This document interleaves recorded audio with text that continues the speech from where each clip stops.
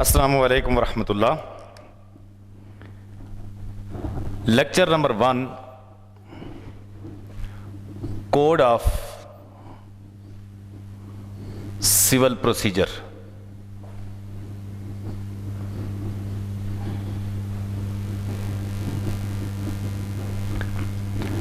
اس کو عام حالات میں ہم سی پی سی بولتے ہیں، سی پی سی، کوڈ آف سول پروسیجر یا سی پی سی، اور اردو میں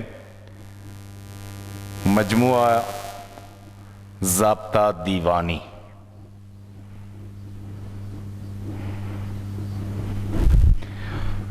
مجموعہ ضابطہ دیوانی کے بارے میں ہم آج شروع کریں گے، اور یہ ضابطہ بنا ہے 1908 میں، 1908۔ اس کا مطلب ہے کہ یہ کوڈ یا ضابطہ 1908 سے قانون سازی کے بعد اس وقت کے متحدہ ہندوستان کے شہریوں کو پرووائیڈ کیا گیا۔ پہلے ہم عرض کر چکے اس موضوع پر کہ قانون عموماً دو طرح کا ہوتا ہے۔ ایک کو ہم کہتے ہیں سبسٹینٹیو لا،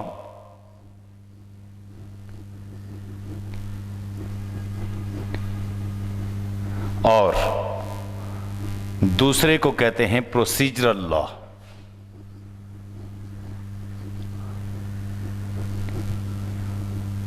پروسیجرل لا، سبسٹینٹیو لا رائٹس پرووائیڈ کرتا ہے، کسی شہری کا کیا حق ہے، اور پروسیجر لا وہ حق حاصل کرنے کا طریقہ کار ہوتا ہے۔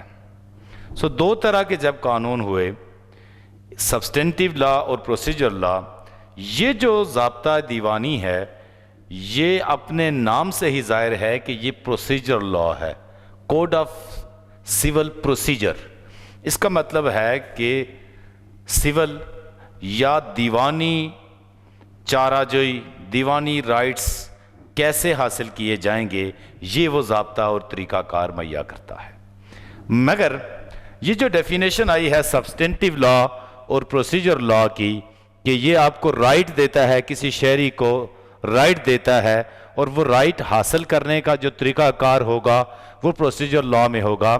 مثلا سبسٹینٹیو لا ہمیں یہ کہتا ہے کہ whoever commit قتل عام shall be punished with death، جو کوئی قتل عام کرے گا موت کی سزا دی جائے گی اس کو۔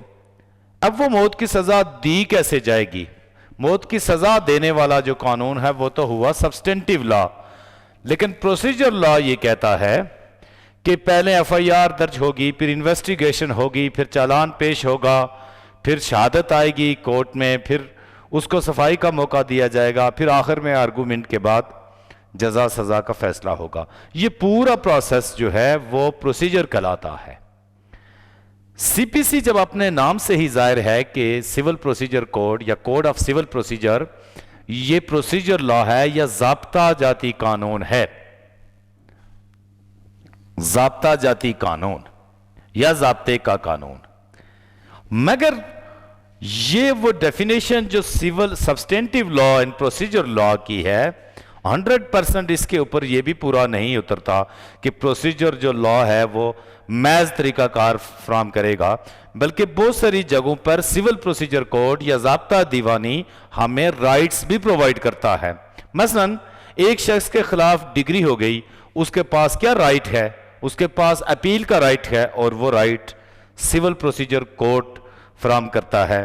اسی طرح بہت ساری چیزیں اس میں ایسی ہیں کہ جو ریمیڈیز دی گئی ہیں، داد رسی جو دی گئی ہیں، وہ اسی سبسٹینٹیو لا کی تعریف میں آتی ہیں۔ لہٰذا جو سبسٹینٹیو لا اور پروسیجرل لا کی جو ڈیفینیشن بیان کی گئی ہے وہ اس قدر کمپریہنسو نہیں ہے کہ جس کی بنیاد پر ہم یہ کہہ سکیں کہ یہ 100% ہمارا پروسیجرل لا اس کے اوپر پورا اترتا ہے۔ اب ہم دیکھتے ہیں کہ اس کا ہسٹوریکل بیک گراؤنڈ کیا ہے۔ ہسٹوریکل بیک گراؤنڈ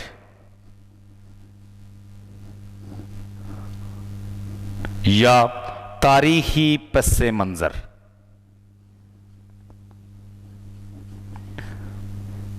یہ جو سول پروسیجر کوڈ یا ضابطے کا قانون ہے 1908 میں یہ بنایا گیا، 21 مارچ 1908، 21 مارچ 1908 میں۔ اس سے پہلے بھی تو لوگ ہندوستان کے اندر موجود تھے، تو وہ کون سا طریقہ کار استعمال کرتے تھے؟ سب سے پہلے جو ہے وہ جو کوڈ اس ضابطۂ دیوانی سے پہلے بنایا گیا، 3 طرح کے کوڈ ہندوستان کے اندر موجود تھے۔ پہلا کوڈ جو ہے وہ 1859 میں ہوا، 1859 میں معرض وجود میں آیا، بنایا گیا، جس کو پہلا کوڈ کہا جاتا ہے، اور اس میں 1860 میں اور پھر 61 میں پھر 74 میں 61 اور 74 میں اس میں ترامیم بھی کی گئیں۔ تو یہ پہلا مجموعہ تھا جو بر صغیر کے اندر چلتا رہا۔ سب سے پہلے 1859 میں بنا، ازاں بعد 3 دفعہ اس کے اندر ترامیم کی گئیں، یہ کوڈ جو ہے وہ چلتا رہا۔ پھر 1877 کو 1877 میں دوسرا کوڈ یا سیکنڈ کوڈ وجود میں آیا، اور پھر اس میں 1878 اور 1879 میں اس کے اندر امینڈمنٹ کی گئی یا ترامیم کی گئی، اور یہ چلتا رہا کچھ عرصے تک۔ پھر 1882 میں تیسرا کوڈ سامنے آ گیا، تھرڈ کوڈ۔ یہ کوڈ جو ہے وہ اس کوڈ کے آنے تک، اس میں بارہا 1882 میں، 1883 میں، 1884 میں اور 1895 میں بھی ترامیم ہوئی، مختلف مواقع پر اس میں ترامیم ہوتی رہیں۔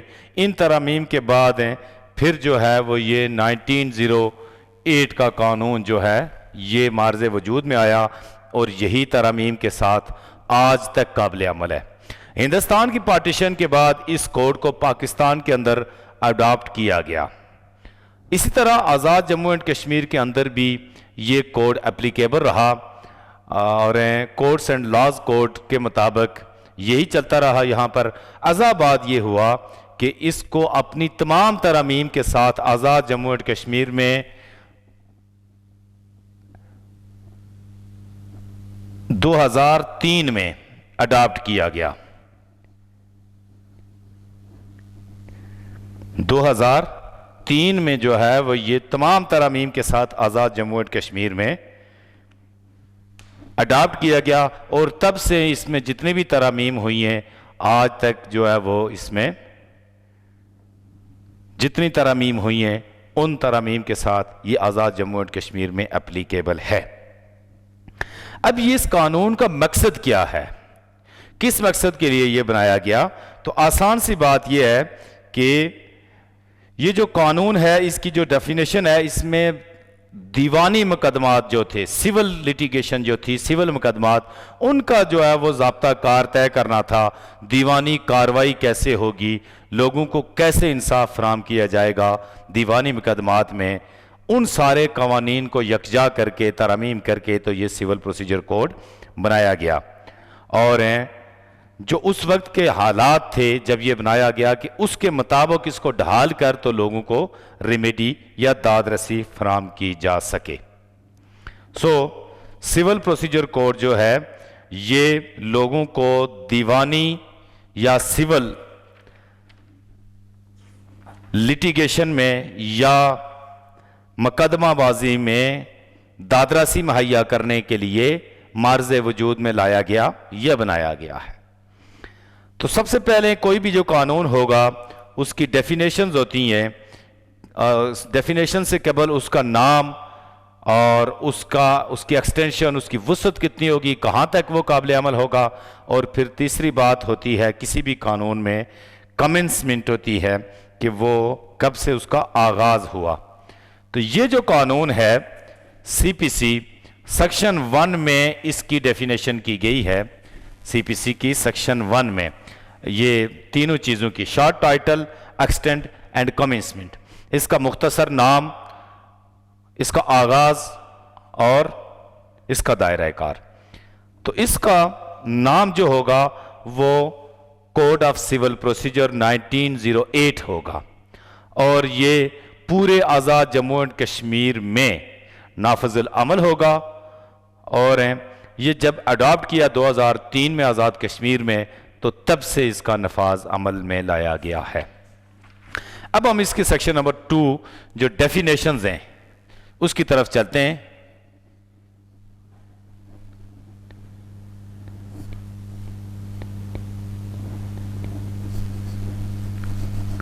ڈیفینیشنز یا تعریفات. سیکشن ہے اس کی 2. سب سے پہلے ہے کوڈ.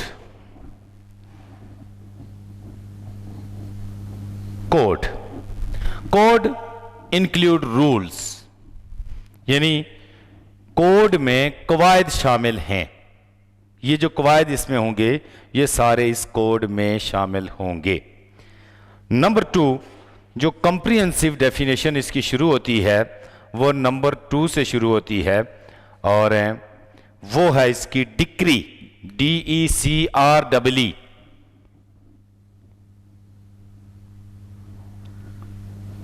ڈکری،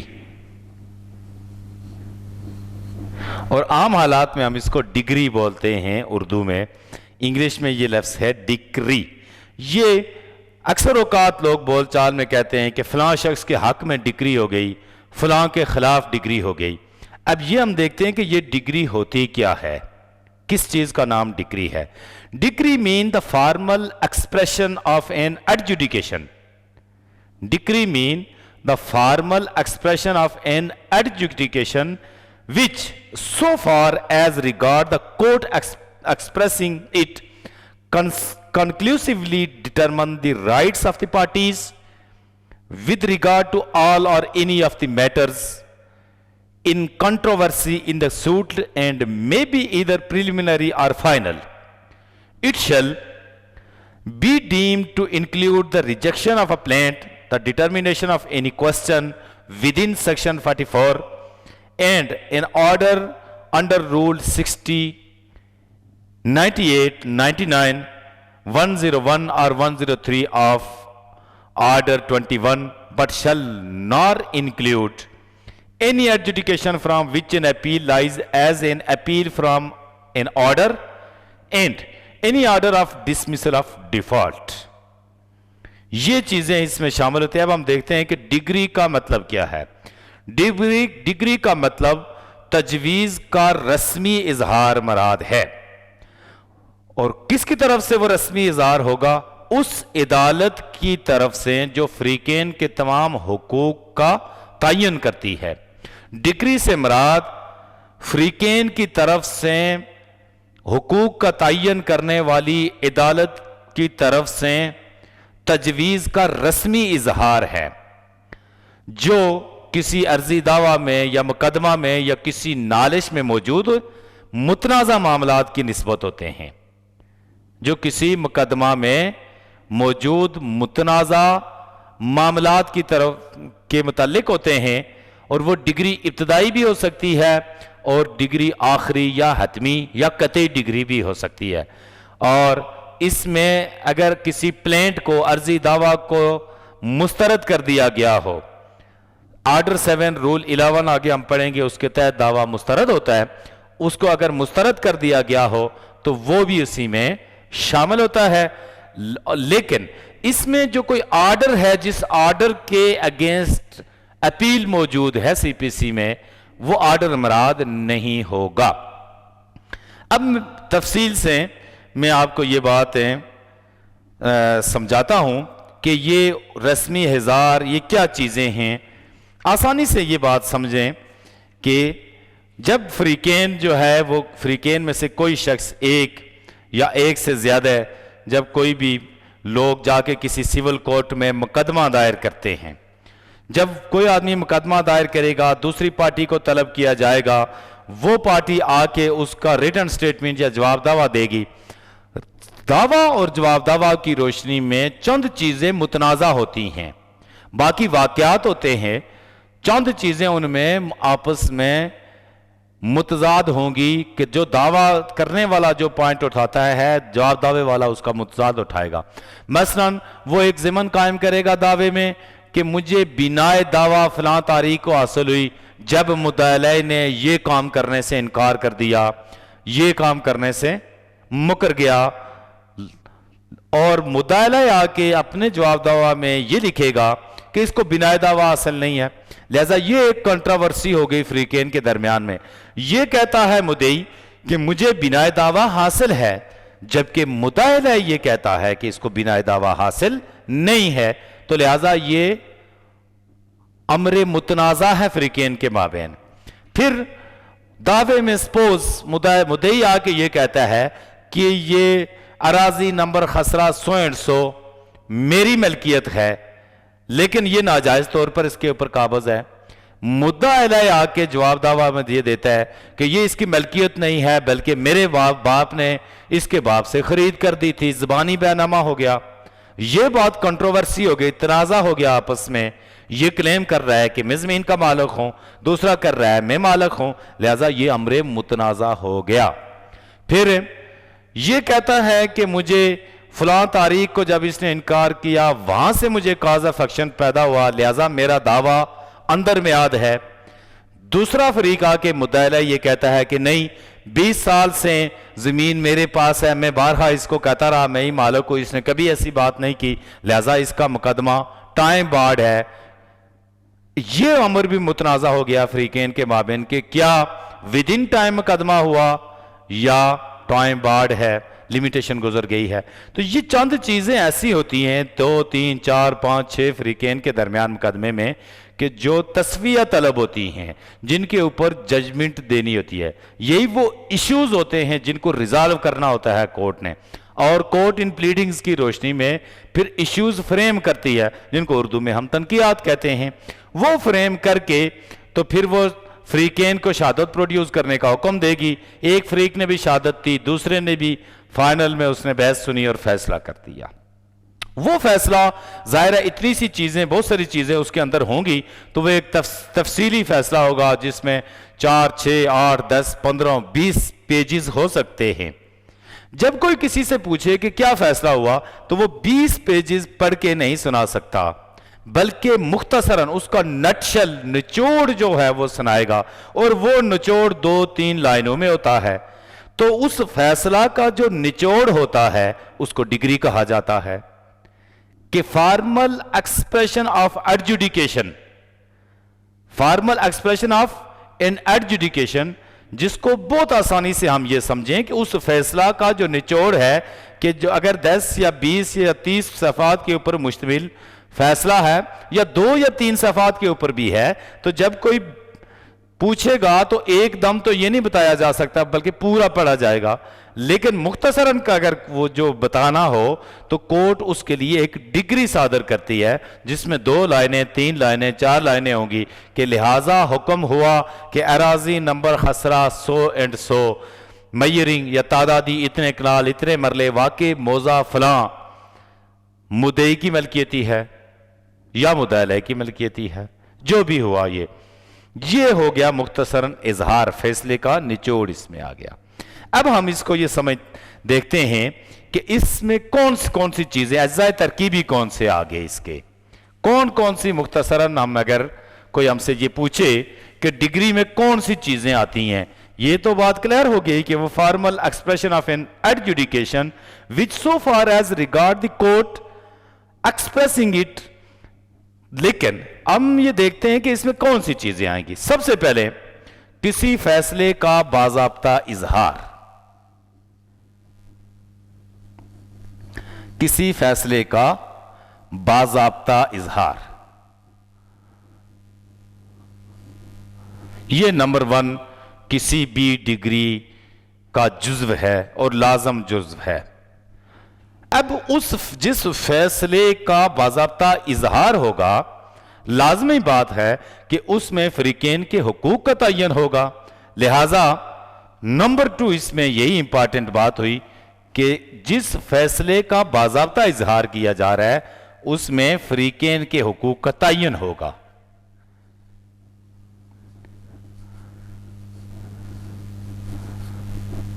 تعین. نمبر 3، جب فریقین کے حقوق کا تعین ہوگا تو وہ حقوق کا تعین جو ہوگا وہ جو پارٹیز کے درمیان کنٹراڈکشن تھا، جو نزاع تھی، تنازع تھا، اس میں سے کوئی ایک تنازع یا ایک سے زائد تنازعات، اس کا مطلب ہے کہ نمبر 3 ہے زیر تنازع ایک یا ایک سے زائد.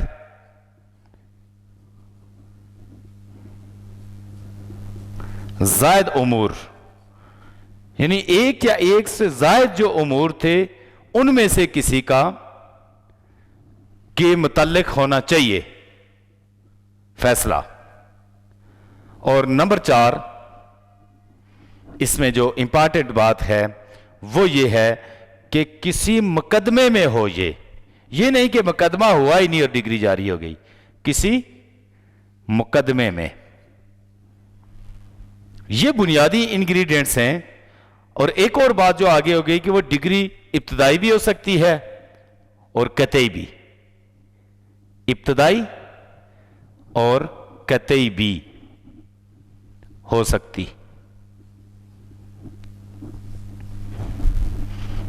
اور اس کو قطعی ہونا چاہیے لیکن آخری ہونا ضروری نہیں ہے، بلکہ مقدمے کو کسی نتیجے پر پہنچائے گی، مقدمے کو کسی نتیجے تک پہنچائے گی.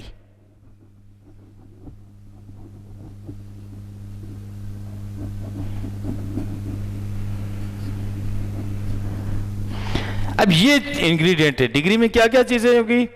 کسی فیصلے کا باضابطہ اظہار ہوگا، اس فیصلے میں فریقین کے حقوق کا تعین ہوگا، اور جن چیزوں کا تعین ہوگا اس میں جو زیر نزاع ہیں، تنازعات ہیں، ان میں سے وہ ڈگری کسی ایک کے متعلق بھی ہو سکتی ہے، ایک سے زائد کے متعلق بھی ہو سکتی ہے. مثلا جو پہلے ہم نے عرض کیا دعوے کے متعلق کہ دعویٰ ہوگا، جواب دعویٰ ہوگا، ایک پارٹی آ کے کہے گی کہ مجھے قاضی فیکشن حاصل ہے، بناء دعویٰ حاصل ہے، دوسری پارٹی انکار ہو جائے گی کہ اس کو قاضی فیکشن حاصل نہیں ہے، پھر یہ کہے گا کہ جی یہ اندر میعاد ہے، اتنے دنوں کے اندر فائل کر دیا، دوسری پارٹی کہے گی نہیں زائد المیعاد ہے. اب یہ جو ساری چیزیں، پھر یہ کہے گا کہ یہ زمین میری ہے میں مالک ہوں، وہ کہتا ہے نہیں میری ہے میں مالک ہوں، یہ ساری 2 3 4 چیزیں متنازع ہو گئی. ڈگری ضروری نہیں ہے کہ سب کے متعلق ہی ہو، کسی ایک کے متعلق بھی ہو سکتی ہے. اور پھر یہ ہوگی کہاں؟ لازماً کسی مقدمے میں ہوگی، مقدمہ نہ ہو تو ڈگری نہیں ہو سکتی. اور پھر یہ ڈگری جو ہوگی یہ ابتدائی ڈگری بھی ہو سکتی ہے اور قطعی ڈگری بھی ہو سکتی ہے، پریلیمنری اور فائنل یہ ہو سکتی ہے. اور جو ہے وہ یہ جو ڈگری ہوگی یہ کسی مقدمے کی انتہا تک پہنچنے کے لیے ہوگی، حتمی نتیجہ برآمد کرے گی. یہ ہو گئی ڈگری کی ڈیفینیشن. تو مختصراً ڈگری جو ہے وہ formal expression of an adjudication یا کسی فریقین کے مابین کسی تصفیے کسی تنازع کا جو ہے وہ اظہار ہے مختصر الفاظ میں، یا ججمنٹ یا فیصلے کا نچوڑ کہا جا سکتا ہے. اب ہم دیکھتے ہیں کہ ڈگری ہولڈر کون ہوگا.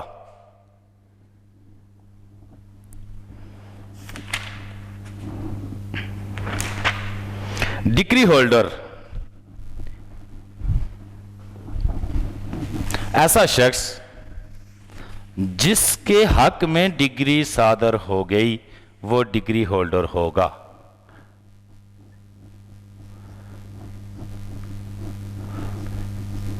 ڈگری ہولڈر یا جس کے حق میں ڈگری ہوئی وہ شخص ڈگری ہولڈر کہلائے گا، یا جس کو ہم عام حالات میں اردو میں ڈگری دار کہتے ہیں. ڈگری دار یا ڈگری ہولڈر. نیکسٹ ہے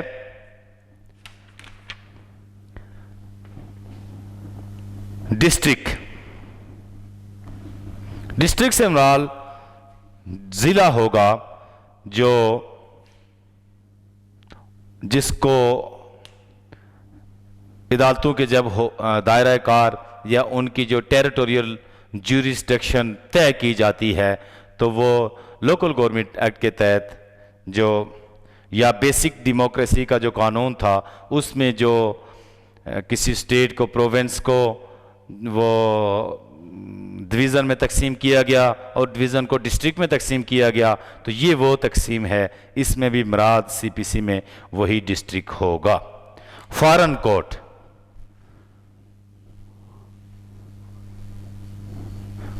کورٹ اس کو کہیں گے عدالت ریاست غیر یا غیر ملکی عدالت.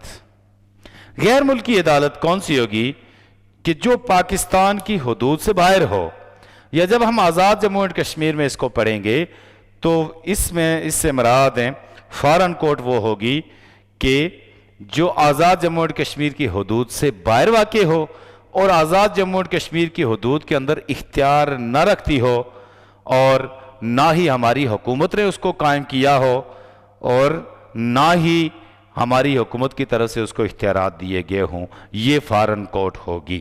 اگر تو آزاد جموں اینڈ کشمیر کی حکومت آزاد جموں اینڈ کشمیر کے باہر, ٹیریٹری کے باہر, علاقے کے باہر اگر کوئی عدالت قائم کرتی ہے تو پھر وہ فارن کورٹ کی تعریف میں نہیں آئے گی بلکہ وہ اسٹیٹ کی عدالت ہوگی.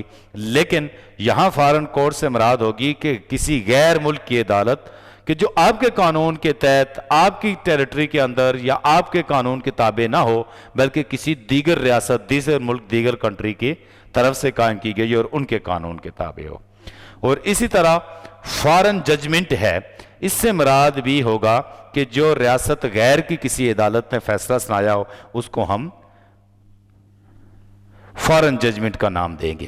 گورنمنٹ پلیڈر یا وکیل سرکار, وکیل سرکار سے مراد ایسا عہدیدار جس کو آزاد جموں اینڈ کشمیر کی گورنمنٹ کی طرف سے کچھ خدمات یا ساری خدمات اس قانون کے تحت تمام خدمات انجام دینے کے لیے اپائنٹ کیا گیا ہو یا مقرر کیا گیا ہو, وہ وکیل سرکار ہوگا.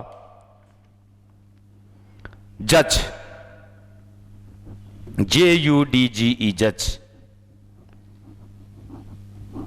جج سے مراد کسی دیوانی عدالت کا افسر جلیس,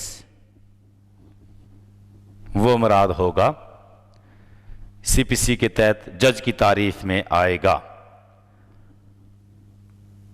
اور فیصلہ یا ججمنٹ, یہ فیصلہ یا ججمنٹ جب ہم دیکھیں گے تو ہمیں ڈگری کی بھی سمجھ آ جائے گی. اگر سمجھ نہ آئی ہو تو ڈگری کی سمجھ بھی آ جائے گی.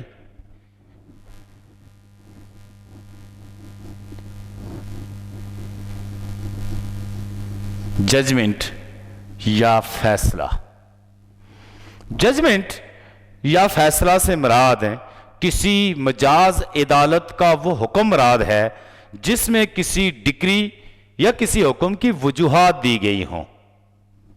ججمنٹ سے مراد کسی مجاز عدالت کا ایسا حکم کہ جس میں ڈگری کی وجوہات دی گئی ہوں. اس کا مطلب ہے کہ ایک ڈگری جو تھی جس کو ہم نے پہلے پڑھا وہ مختصراً کنسائسلی جو ہے وہ تھا, فارمل ایکسپریشن تھا ججمنٹ کا. تو ججمنٹ کیا ہو گئی کہ ججمنٹ سے مراد ایسا حکم کسی آفیسر, کسی عدالت مجاز کا کہ جس میں یہ جو ڈگری جاری کی گئی ہے اس کی تفصیلات موجود ہوں, وجوہات کی کیوں کن وجوہات کی بنا پر یہ ڈگری صادر کی جاتی ہے. تو یہ تفصیل سے ہوگا جس میں وہ وجہ لکھی جائیں گی جو ڈگری صادر ہونے کی وجہ بنی, یہ ساری اس میں تفصیل سے آئیں گی. ججمنٹ ڈیبٹر, ججمنٹ ڈیبٹر یا اردو میں اس کو کہیں گے مدیون ڈگری. مدیون ڈگری وہ شخص ہوگا جس کے خلاف ڈگری صادر ہوئی ہو, اس کو مدیون ڈگری کہا جائے گا. لیگل ریپریزنٹیٹیو یا قائم مقام قانونی. لیگل ریپریزنٹیٹیو یا قائم مقام قانونی سے مراد ہے جو شخص کسی قانون کی روح سے کسی مرنے والے شخص کی جائیداد کا قائم مقام ہو، یعنی اس کی وراثت حاصل کرنے کا حقدار ہو، اس کو لیگل ریپریزنٹیٹیو یا قائم مقام قانونی کہا جاتا ہے. موویبل پراپرٹی، موویبل پراپرٹی یا جائیداد منقولہ. منقولہ جائیداد سے مراد ہیں ایسی پراپرٹی کہ جو ایک جگہ سے دوسری جگہ منتقل ہو سکے، اور اس جائیداد منقولہ میں استادہ فصل بھی شامل ہے. ایسی فصل کہ جو زمین کے ساتھ بھی شامل ہے وہ بھی موویبل ہے، چونکہ اس کو اکھاڑ کے تو منتقل کیا جا سکتا ہے، لہٰذا وہ موویبل کی تعریف میں آئے گی. لیکن اس میں درخت موویبل کی تعریف میں نہیں آتا جب تک وہ استادہ ہے. جب اس کو کاٹ دیا جائے گا تو پھر وہ موویبل کی تعریف میں آئے گا. آرڈر، آرڈر یا حکم.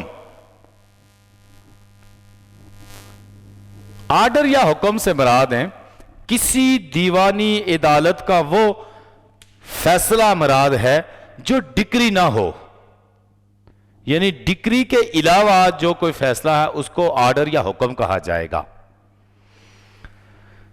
پلیڈر، پلیڈر سے مراد ایسا شخص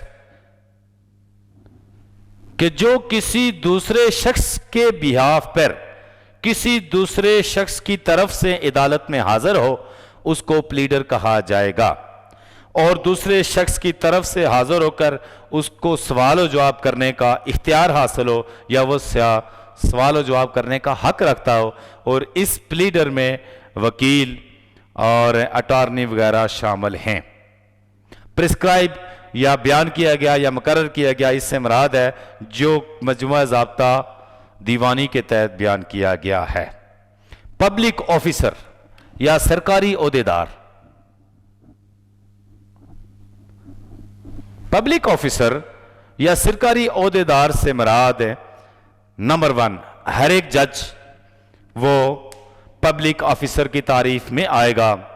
پھر ہر وہ شخص جو پاکستان فوج کی ملازمت میں ہے وہ بھی پبلک آفیسر ہے. ہر گزٹڈ یا کمیشن یافتہ آفیسر یا گزٹ شدہ عہدیدار جو پاکستان کی بری، بحری یا فضائی افواج کے میں شامل ہو اور جو صدر مملکت کے تحت کام کرنے کا یا حکم بجا لانے کا یا خدمات سر انجام دے رہا ہو. پھر اس میں کورٹ آف جسٹس یا عدالت انصاف کا ہر ایک وہ افسر شامل ہے جس کو اختیار دیا گیا ہے کہ وہ کسی میٹر آف لا میں یا کسی قانون معاملے میں کسی فیکٹ کی تحقیقات کرے یا اس کی کیفیات بیان کرے یا کسی دستاویز کو مرتب کرے یا اس دستاویز کی تصدیق کرے یا اس کو اپنے پاس رکھے یا کسی جائیداد کا انتظام و انصرام اپنے پاس رکھے، اس کو اپنے قبضے میں لے، قبضے کے اندر رکھے، عدالت کے کسی حکم کی تعمیل کروائے، کسی کا حلف لے یا کسی ایک زبان سے دوسری زبان میں انٹرپریٹیشن کرے یا عدالت کے آداب کا خیال رکھے. اور ان ساری باتوں میں سے جو کوئی بھی بات کسی شخص کا فرض ہو وہ جج کی تعریف میں، سرکاری پبلک آفیسر کی تعریف میں آئے گا. پھر ہر ایک وہ شخص پبلک آفیسر کی ڈیفینیشن میں آتا ہے کہ جس شخص کو کسی بھی اعتبار سے کسی دوسرے شخص کو اپنی تحویل میں رکھنا، کنفائنمنٹ میں رکھنا یا قید میں رکھنے کا اختیار حاصل ہو. پھر پبلک آفیسر سے مراد حکومت کا ہر ایک عہدیدار جس کو اس کے عہدہ کے اعتبار سے اس کے اوپر یہ لازم ہے، واجب ہے کہ وہ جرائم کی روک تھام کرے، جرائم کا انسداد کرے یا ایسے جرائم ہونے کی نسبت انتظامیہ کو اطلاع دے یا مجرموں کو سزا دلوائے یا صحت عامہ کا یا امن عامہ کا خیال رکھے یا آسائش عامہ کرتا رہے، وہ شخص بھی پبلک آفیسر کی تعریف میں آتا ہے۔ پھر ہر ایک ایسا شخص کہ جو سرکار کی طرف سے کوئی مال لے یا وہ مال اپنے پاس رکھے، قبضے میں رکھے، یا سرکار کی طرف سے کوئی اسسمنٹ کرے، تشخیص کرے یا پیمائش کرے یا معاہدہ کرے یا کسی حکم نامہ کی تعمیل کرے یا پیکونری انٹرسٹ کے متعلق سرکاری جو تحقیقات وہ وغیرہ کرے یا کیفیات لکھے، وہ شخص بھی پبلک آفیسر کی تعریف میں آتا ہے۔ ہر ایک افسر جو حکومت کا ملازم ہو اور اس سے تنخواہ پاتا ہو یا سرکاری فرائض سر انجام دینے کے سلسلے میں فیس یا کمیشن وصول کرے، وہ پبلک آفیسر کی تعریف میں آتا ہے۔ پھر نیکسٹ جو آتا ہے وہ رولز سے مراد وہ قواعد ہیں جو بیان کیے گئے ہیں۔ شیئر ان اے کارپوریشن، اس سے مراد کہ اسٹاک ایکسچینج میں یا ڈیبینچر سٹاک میں بانڈ داخل کرنا وغیرہ، یہ اس میں آتے ہیں۔ سب آرڈینیٹ کوڈ سے مراد کہ اس مجموعے کے تحت وہ تمام عدالتیں، ڈسٹرکٹ کورٹس یا سول کورٹ کے جو ہائی کورٹ کے ماتحت ہیں، وہ ساری عدالتیں رکھتی ہیں، اور سمال کاز کورٹ بھی اسی میں آتی ہیں۔ نیکسٹ ہم یہ دیکھتے ہیں کہ عدالتوں کا اختیار سماعت بلحاظ پیکونری جورسڈکشن یا مالیاتی اختیار سماعت، مالیاتی اختیار سماعت دو طرح کا اختیار سماعت ہوتا ہے ہمیشہ سول کوڈ کا۔ ایک کو پیکونری جورسڈکشن یا مالیاتی اختیار سماعت کہا جاتا ہے، اور دوسرا ٹیریٹوریل یا علاقائی اختیار سماعت ہوتا ہے۔ علاقائی اختیار سماعت، ان دونوں میں ڈیفرنس یہ ہے کہ عدالت کا ایک حد تک مقدمات کی جو مالیت ہے اس کے مطابق سننے کا اختیار ہے۔ مثلا سول کورٹ ہے تو وہ 1,00,000 تک مالیت کے مقدمات سن سکتی ہے، اور 1,00,000 سے اوپر کے جو مقدمات ہوں گے جن کی مالیت 1,00,000 سے زائد ہوگی، وہ سول کورٹ نہیں سن سکتی بلکہ وہ ڈسٹرکٹ کورٹ سنے گی۔ لہذا سول کورٹ کا جو مالیاتی اختیار سماعت ہے وہ 1,00,000 تک، 1,00,000 مالیت تک ہے۔ اگر مقدمہ کی مالیت 1,00,000 ہو تو سول کورٹ سن سکتی ہے، یا اس سے نیچے ہو تو وہ بھی سول کورٹ سن سکتی ہے۔ 1,00,000 سے اوپر جا کے سول کورٹ کا اختیار سماعت ختم ہو جاتا ہے، پھر وہ ڈسٹرکٹ کورٹ کا اختیار سماعت ہوگا، اور ڈسٹرکٹ کورٹ کا اختیار سماعت 1,00,000 سے اوپر سے لے کر لامحدود تک جاتا ہے۔ ڈسٹرکٹ کورٹ اس سے اوپر جتنی مالیت بھی ہو اس کا مقدمہ سن سکتی ہے۔ جو ہوتا ہے ٹیریٹوریل یا علاقائی اختیار سماعت، علاقائی اختیار سماعت میں عدالتوں کے دائرہ اختیار بذریعہ نوٹیفکیشن ڈیفائن کر دیے جاتے ہیں۔ مثلا ڈسٹرکٹ کورٹ ہے تو وہ ڈسٹرکٹ کے اندر، پورے ڈسٹرکٹ کے اندر سماعت کرنے کا، کسی بھی طرح کا مقدمہ سننے کا اختیار رکھتی ہے، اور ڈسٹرکٹ سے باہر اس کی ٹیریٹری نہیں ہوگی، لہذا وہ نہیں سن سکے گی۔ سول کورٹ کا اختیار سماعت عموماً تحصیل میں ہوتی ہے تو تحصیل تک ہوتا ہے، یا اگر ایک ہی تحصیل میں ایک سے زائد سول کورٹس ہیں تو ہر ایک کا علاقہ نوٹیفکیشن کے ذریعے ان کے اپنے اپنے علاقے، یونین کونسل، وارڈز یا علاقہ وائز ان کی ٹیریٹری تقسیم کر دی جائے گی۔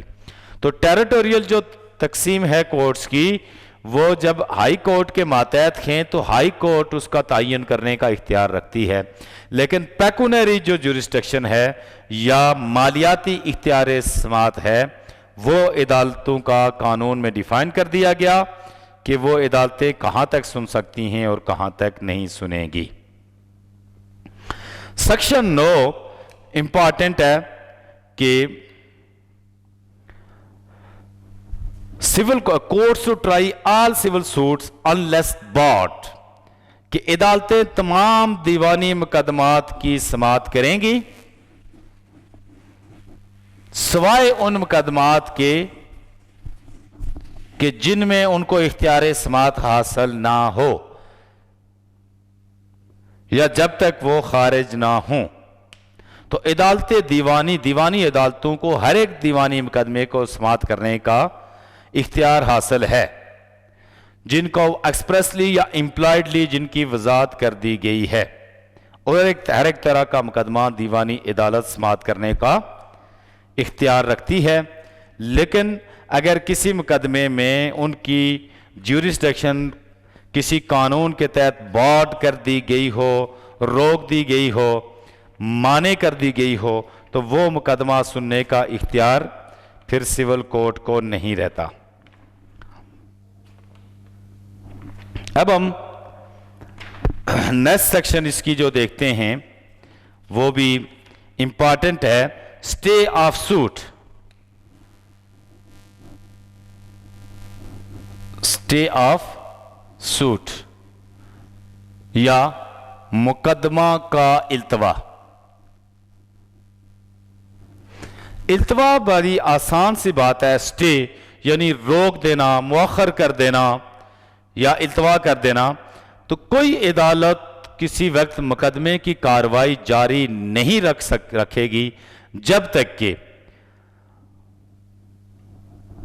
کسی ایک مقدمے میں جس میں جو متنازع شے ہے اور وہ ڈائریکٹلی یا انڈائریکٹلی فریقین کے درمیان میں وہی شے امر نزاع ہوگی اور فریقین بھی اس میں اگر ایک ہی ہوں تو پھر سمجھا یہ جائے گا کہ وہ عدالت اس مقدمے کا سٹے کر دے گی۔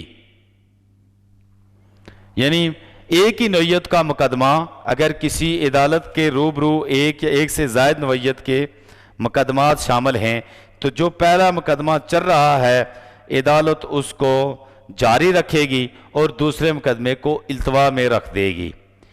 مختصراً اس کو سمجھنے کے لیے اس کی جو بیئر ریڈنگ ہے، no court shall proceed with the trial of any suit in which the matter in issue is also directly and substantially in issue in a previously instituted suit between the same parties or between parties under whom they or any of them claim litigating under the same title where such suit is pending in the same or any other court in Pakistan having jurisdiction to grant the relief claimed or in any court beyond the limits of Pakistan established or continued by the federal government and having like jurisdiction or before the Supreme Court.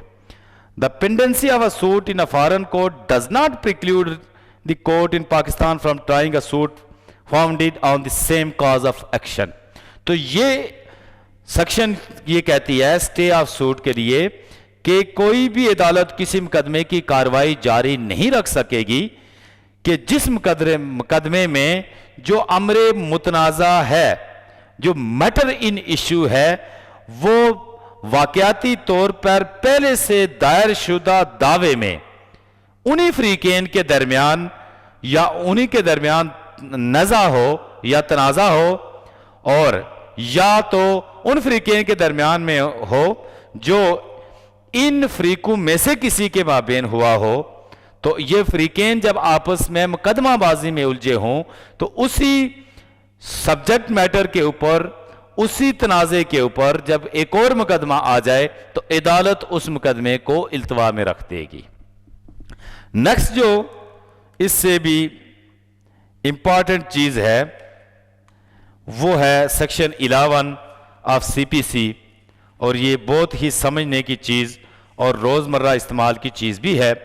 یہ ہے race جوڈیکاٹا، section 11۔ Race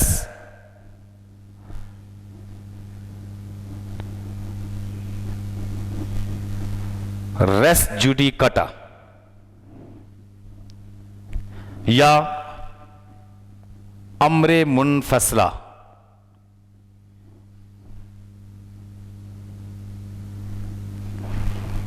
یا امر فیصل شدہ.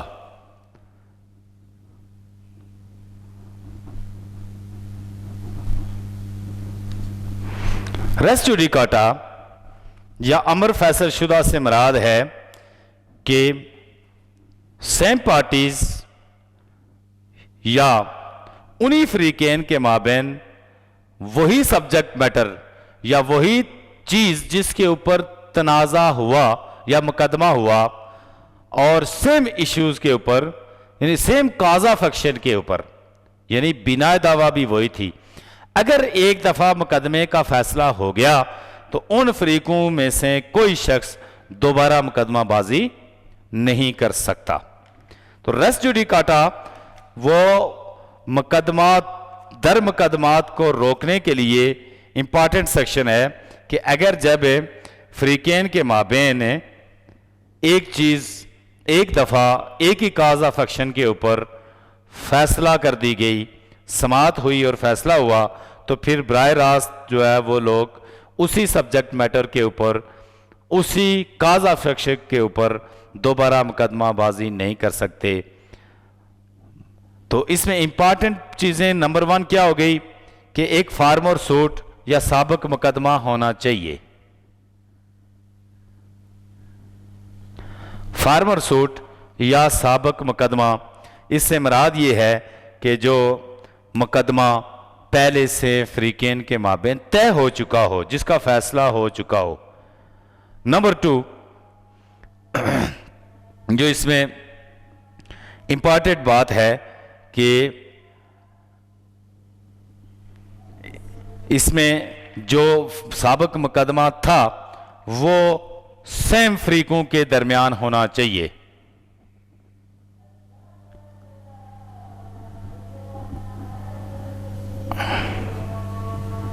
Same parties. اور پھر same فریقوں کے مابین ہونے کے بعد نمبر 3 جو ہوگی سیم کاز آف ایکشن کے اوپر. سیم کاز آف ایکشن اور same cause of action same parties کے درمیان ہوگی اور سبجیکٹ میٹر بھی اس میں سیم ہوگا.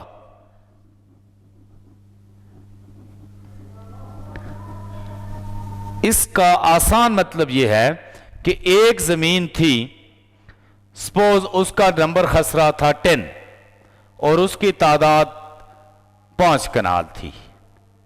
کسی شخص اے نے کسی بی کے خلاف مقدمہ دائر کیا اس زمین کا، نمبر خسرہ 10، تعدادی 5 کنال. یہ دونوں کے درمیان میں اس نے کیا دعویٰ دائر کیا کہ یہ زمین میری ہے، میں مالک ہوں، یہ بی اس کے اوپر ناجائز قابض ہے، لہذا مجھے قبضہ دلایا جائے. اس کے اوپر فیصلہ ہو گیا اے کے حق میں یا اس کے خلاف ہو گیا کہ یہ ثابت نہیں کر سکا کہ اس کو یہ زمین کا مالک ہے، لہذا عدم ثبوت میں خارج ہو گیا. یہ فیصلہ ہو گیا زمین سبجیکٹ میٹر ہے. کاز آف ایکشن اس کو کیا ہوا؟ ملکیت ہونا اس کا. اور پارٹیز کون ہو گئیں؟ اے اور بی، دو، تینوں چیزیں اس میں ہو گئیں.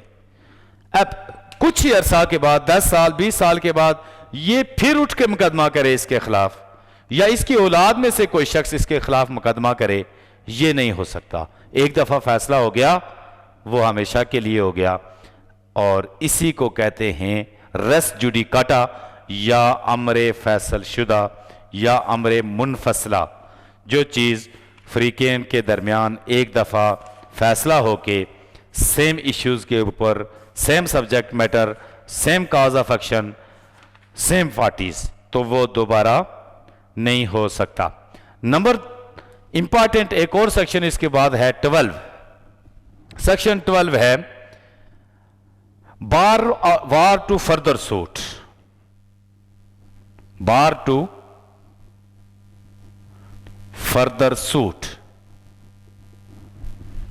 یعنی دیگر دعویٰ دائر کرنے پر پابندی ہے اس کے تحت، سیکشن 12 کے تحت. Where a plaintiff is precluded by rules from instituting a further suit in respect of any particular cause of action, he shall not be entitled to institute a suit in respect of such cause of action in any court to which this court applies. بہت ہی آسان اور سمجھنے والی بات ہے. Section جو 12 ہے اس کے سیکشن 12 کے دو حصے ہو گئے، ایک ہے 12(1) اور ایک ہے 12(2). 12(1) یہ کہتا ہے کہ جب کسی دیوانی عدالت سے جس میں یہ کوڈ یعنی سول پروسیجر کوڈ اپلائی ہوتا ہو یا سول پروسیجر کوڈ کا اطلاق ہوتا ہو، اس عدالت نے جب کسی شخص کو کسی خاص بنائے دعویٰ کے اوپر مقدمہ بازی کرنے سے روک دیا ہو تو وہ کسی دوسری عدالت میں یا اسی عدالت میں پھر کوئی چارہ جوئی نہیں کر سکتا.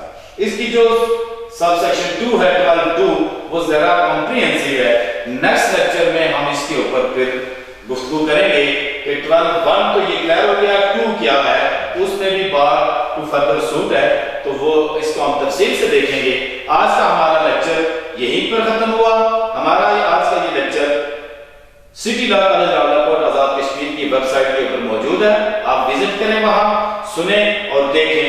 براہ راست کوسچن کرنا چاہیں تو آپ سٹی لا کالج راولاکوٹ کے واٹس ایپ گروپ میں آئیں اور براہ راست کوسچن بھی کر سکتے ہیں، کمنٹس بھی کر سکتے ہیں. آج کا اختتام یہیں پر ہوتا ہے.